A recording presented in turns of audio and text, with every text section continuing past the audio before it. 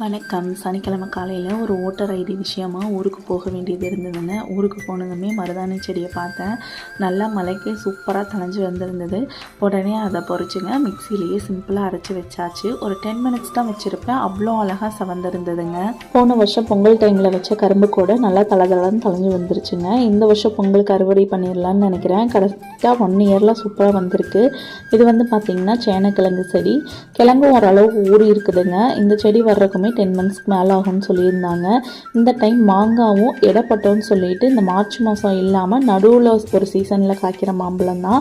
ஆனால் இந்த குட்டி அதில் ஹோல்ஸ் போட்டு சீக்கிரமாக மாங்காய் எல்லாம் இத்து போயிடுதுங்க. மருந்தெல்லாம் எதுவுமே அடிக்கிறது இல்லை. நிறைய மாம்பழம் கீழவே விழுந்துருச்சு. அதெல்லாமே கிளியர் பண்ணிவிட்டு நல்லா தான் ஃப்ரெஷ்ஷாக 2 மாங்காய் மட்டும் பொறிச்சு எடுத்துக்கிட்டோம். அத்தை பார்த்திங்கன்னா தோட்டத்தில் காலிஃப்ளவர் செடியெல்லாம் போட்டிருந்தாங்க. அறுவடையெல்லாம் முடிஞ்சிருச்சு. வீட்டுக்குன்னு ஒரு 10 செடி மட்டும் வச்சுருந்தாங்க. அதையும் வாங்கிட்டு ஊருக்கு கிளம்பிட்டோங்க.